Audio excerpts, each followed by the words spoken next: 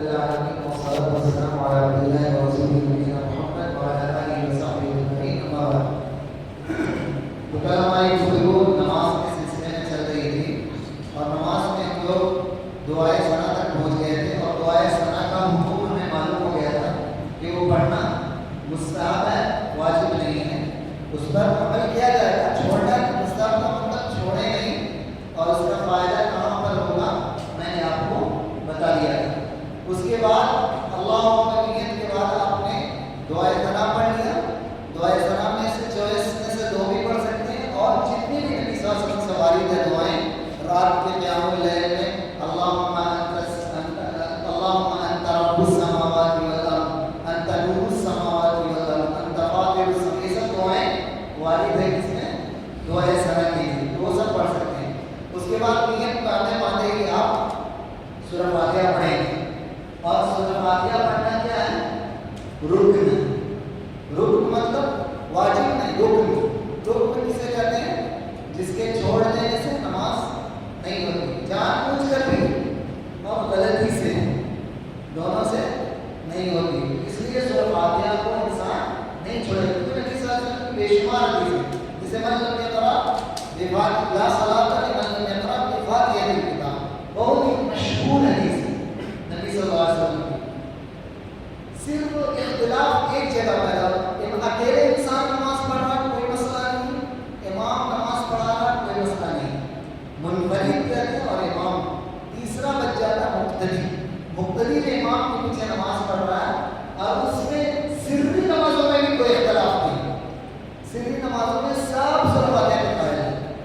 البتہ اختلاف صرف ایک جگہ ہوتی ہے، امت مسلمانوں میں سب سے کم اختلاف. یہ جو پہلا یہ کہ مسلمانوں میں سب سے زیادہ اختلاف غلط ہے، مسلمانوں میں سب سے کم اختلاف ہے، بنی اسرائیل یہود و نصارہ میں زیادہ اختلاف ہے. اختلاف یعنی جو اہل سنت والجماعت آپس میں جو علماء کہتے ہیں، تو اب اختلاف یہ کہ مقتدی پڑھے گا یا نہیں پڑھے گا، یہ سوال پیدا ہوتا ہے. اور خاص طور سے جب وہ امام قرأت کر رہا ہو، بلند آواز سے قرأت جب کر رہا ہو، تب کیا وہ پڑھے گا یا نہیں پڑھے گا، یہ سوال ہے. تو اس سوال کا جواب خود نبی صلی اللہ علیہ وسلم کی حدیث سے پہلے اسی حدیث سے آپ لیجیے، لا صلاۃ لمن لم یقرأ بفاتحۃ الکتاب. اس کی نماز نہیں ہوگی جو سورہ فاتحہ نہیں پڑھتا ہے. نماز پڑھنے والے کی تین شکل ہے، تینوں شکل کو شامل ہے. اور کہیں گے امام ہو، مقتدی ہو، اکیلا نماز پڑھ رہا ہو، تینوں شکل میں اللہ کے نبی صلی اللہ علیہ وسلم کی حدیث فٹ آ رہی ہے نا، فٹ آ رہی ہے نا. ایسا نہیں نبی صلی اللہ علیہ وسلم نے کہا کہ تم امام کے پیچھے نہیں پڑھو، اس کے پیچھے پڑھو، اکیلے میں پڑھو، امام پڑھے گا مقتدی نہیں پڑھے گا، ایسی کسی کوئی روایت موجود نہیں. نبی کی حدیث نبی صلی اللہ علیہ وسلم کی حدیث عام ہے، جو بھی نماز پڑھنا چاہتا ہے لوگ جو بھی نماز پڑھنا صلی ایک روایت میں من صلی صلاۃ لم یقرأ بفاتحۃ الکتاب فہی علاج، جو انسان کوئی بھی نماز پڑھنا، مسلم کی روایت من صلی صلاۃ، کوئی بھی نماز پڑھنا، اکیلے پڑھ رہا ہو، امام کے پیچھے فرض پڑھ رہا ہو، نہیں پڑھ رہا ہو، اور اس میں فرض نہ اور اس میں سورہ فاتحہ نہیں پڑھی، جو اس کی نماز ناقص ہے، اس کی نماز مکمل نہیں. یہ مسئلہ ہو گیا. یہاں پر ایک اور دلیل اور دیتا ہوں میں، اس کے بعد آپ سمجھ لیں بات کو، کہ وہ لوگ جو کہتے ہیں کہ نہیں پڑھنا چاہیے، ان کو ایک شبہ ہو گیا ہے، ایک غلطی میں وہ لوگ پڑھ گئے. وہ غلطی یہ ہے کہ اللہ تعالیٰ نے قرآن میں آیت میں کہا وَإِذَا قُرِئَ الْقُرْآنُ فَاسْتَمِعُوا لَهُ وَأَنصِتُوا، جب قرآن پڑھا جائے تو تم بہت غور سے سنو اور خاموش رہا کرو. تو جب امام قرأت کر رہا ہے تو ہم کو یہ حکم شامل ہے سب، تو ہمیں خاموش رہنے کے لیے کہا گیا ہے، تو پھر ہم امام کے پیچھے کیسے پڑھیں؟ یہ ہو جاتا ہے. اس کا جواب کیا ہوگا؟ اس کا جواب بہت ہو سکتا ہے. پہلے جواب اس آیت کا شاید نزول دیکھیں کہ کیا کس کے بارے میں کہا جا رہا ہے، کب کہا جا رہا ہے. اصل میں نبی صلی اللہ علیہ وسلم خانہ کعبہ میں جب قرآن کی تلاوت کرتے تھے، نماز پڑھتے تھے بلند آواز سے، تو کفار آ جاتے تھے اور چلا بولتے تھے چلاؤ چلاؤ خوب چلاؤ، ڈسٹرب کرو. وقال الذين كفروا لا تسمعوا لهذا القرآن، کافروں نے کہا قرآن مت سنو والغوا فيه، جس وقت نماز پڑھا قرآن پڑھی جائے اس وقت خوب شور مچاؤ، ڈسٹرب کرو، پریشان کرو. سننے نہیں تو قرآن کی باتوں کو دوسرے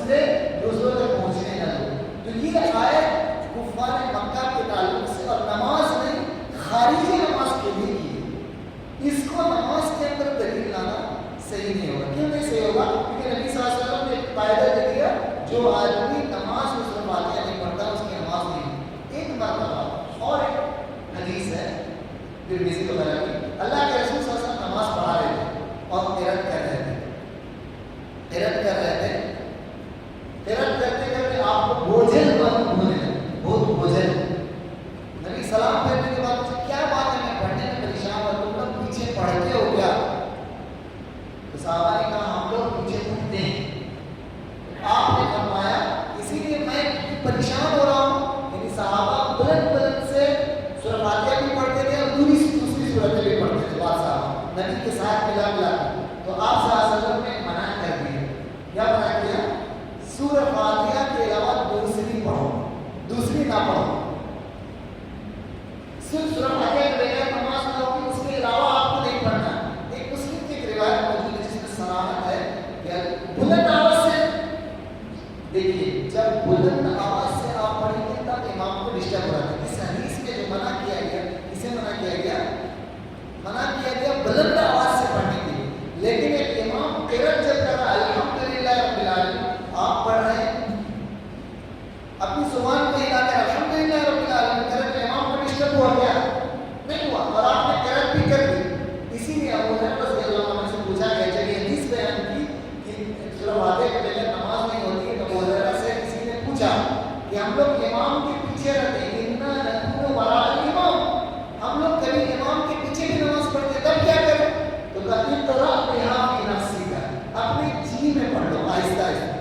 یہ پڑھنا ضروری. تو اس سے آپ سمجھ سکتے ہیں حدیث سے کہ سورہ فاتحہ آپ کو پڑھنا ہے اور خاموشی سے وہ پڑھیں گے آہستہ آہستہ زبان کو ہلا کر, اس کے بغیر نماز نہیں ہوگی. اس کے بعد سورہ فاتحہ کے بعد آپ کوئی بھی سورت پڑھ سکتے ہیں, چھوٹی سورت, بڑی سورت.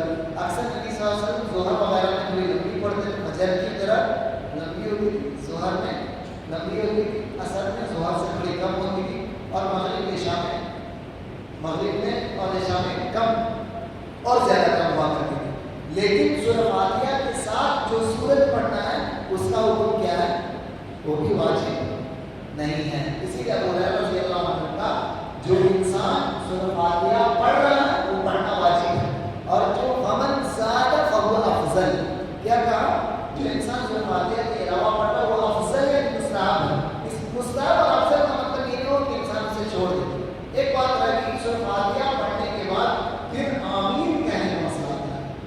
تو آمین نبی صلی اللہ علیہ وسلم نے کہا اذا قال الامام غیر المغضوب علیہم ولا الضالین فقولوا آمین. جب امام غیر المغضوب علیہم ولا الضالین پڑھے تو تم آمین بولو. اور واقعہ موجود ہے حدیث کی کتابوں میں, صحابہ جس مسجد میں نماز پڑھتے تھے ان مسجد میں آمین کی آواز سے مسجد گونج جایا کرتی تھی. تو آپ